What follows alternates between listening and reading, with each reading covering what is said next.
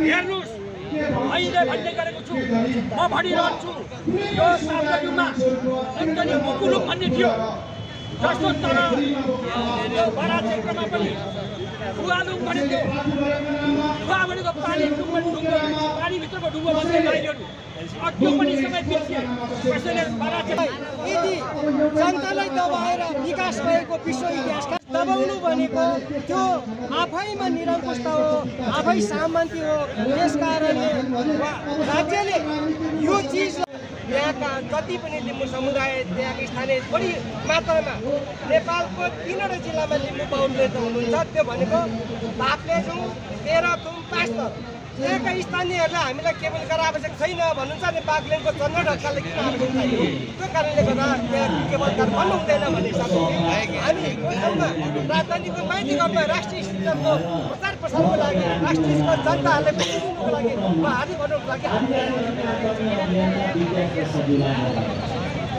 हामीले चाहिँ के छ भने हामी किराँत राई आएका नेपाल राष्ट्रले अन्तर्राष्ट्रिय सन्धि अनुसार ILO 169 अनुसार नेपालले सन्धिमा साइन गरेको छ जस्तो ILO 169 अन्तर्राष्ट्रिय सन्धि अनुसार एफपिक भन्छ एफपिक भनेको चाहिँ कुन ठाउँमा विकास गर्नुपर्ने हो त्यो ठाउँमा अग्रिम रूपमा जानकारी सहित स्वतन्त्र ढङ्गले मन्जुरीनामा दिनुपर्छ अनि मात्रै विकास निर्माण गर्नुपर्छ भनेर नेपाल सरकारले अन्तर्राष्ट्रिय सन्धिमा हस्ताक्षर गरेको छ तर त्यो ठाउँको ताप्लेजुङको मान्छेलाई स्वतन्त्र ढङ्गले एफपिक जस्तो ILO 169 को बुढाअनुसार स्वतन्त्र ढङ्गले जुन मन्जुरीनामा दिने काम गरिएको छैन विकासको नाममा व्यापार गरिनु खोजिरहनु भएको छ त्यो अन्तर्राष्ट्रिय सन्धि अनुसार नभएको हुनाले चाहिँ प्लिज चन्द्र ढकालजी तपाईँलाई आफ्नै विकास चाहिन्छ भने बागलुङमा गर्नुहोस् भएन मैले भनिहालेँ रोसी खोलाले बिपी राजमार्ग भत्काएको छ त्यो बनाउनुहोस् हाम्रो खोटाङ र उदयपुरमा भएको खोकिटारको पुल भत्काइएको छ त्यहाँ बनाउनुहोस् तर त्यो ठाउँमा आवश्यक छैन जहाँ आस्थाको मान्छेले 10 दिन 15 दिन जति दिन लाएर हिँड्नु सक्छ त्यो भएको हुनाले त्यो ठाउँमा विकास छैन यदि विकासै चाहने हो भने त सगरमाथामा केबल कार लगायो भने त हामी सगरमाथामा किन हिँडेर जान्छौँ भने त त्यो एउटा संसारको सर्वोच्च शिखर सगरमाथा भएको कारणले हामीले दुःख गरेर रिक्स बोलेर हामी जान्छौँ त्यस ठाउँमा केबल कार लाउनु हुँदैन जुन आस्था छ हुँदैन भएको हुनाले त्यो नो केबल कारको लागि चाहिँ हामी किराँत राई आएकाले जुन लिम्बू समुदायको केन्द्रीय संस्था छ किराँत याक्थुम जुम्लुङ र हामी जातीय घटकको नाताले पनि जातीय संस्थाको नाताले पनि किराँत याक्थुम चालले चालेको यो कदमको समर्थनमा किराँत राई आएकाले हामीले धन्यवाद छ यहाँ सबैलाई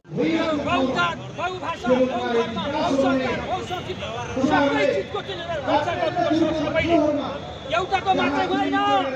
हेर्नुहोस् भाषा धर्म नीति खतम भएपछि जात पनि खतम हुन्छ त्यसको अस्तित्व रहँदैन त्यसको सभ्यता रहँदैन त्यसको इतिहास रहँदैन त्यस कारणले मुख्य कुरा भाषा जोगाउनु पर्यो धर्म जोगाउनु पर्यो संस्कार जोगाउनु पर्यो संस्कृति जोगाउनु पर्यो परम्परा जोगाउनु पर्यो रीतिथिति जोगाउनु पर्यो त्यसो भएको हुनाले सबैले आफ्नो चाहिँ पुस्तनी परम्परा पुस्तनी सभ्यता पुस्तनी इतिहासलाई जोगाउन सकिन्छ यदि एउटै धर्मका लागि एउटै जातका लागि सेवा गरिन्छ त्यसैको मात्रै सेवा गरिन्छ भने आफ्नो अन्त्य भएको थाहा हुँदैन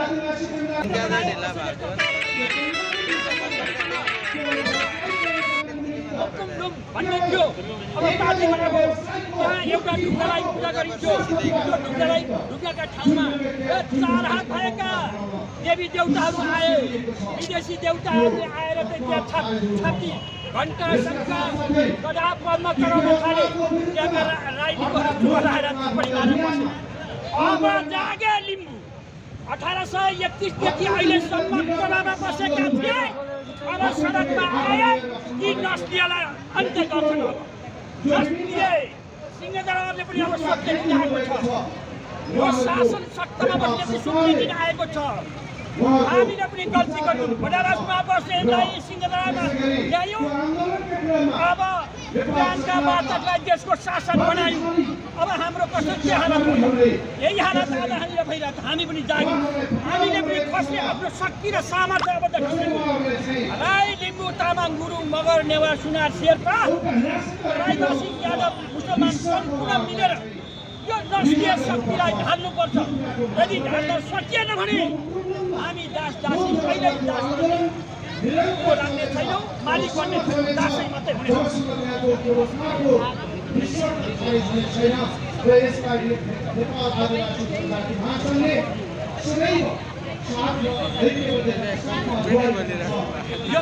यो तपाईँले राम्रो प्रश्न गर्नुभयो। त्यहाँ केबल कार बनाउने न्युमा त्यहाँको जनतालाई धरपकड गर्ने समाउने घेर्ने र आतंक मचाउने काम सरकारबाट सुरु भएको छ। त्यसकारण हाम्रो जनता समाजवादी पार्टी नेपालले आफ्नो धर्म र संस्कारको जगेर्ना गर्न खोजिराखेको छ, जोगाउन खोजिराखेको छ। आज त्यस्तो चाहिँ शान्तिपूर्ण आन्दोलन जनताले उठाइरहेको अवस्था छ। 1 नम्बर प्रदेशमा शान्तिपूर्ण आन्दोलन चलिरह्यो। अब त्यो बेलामा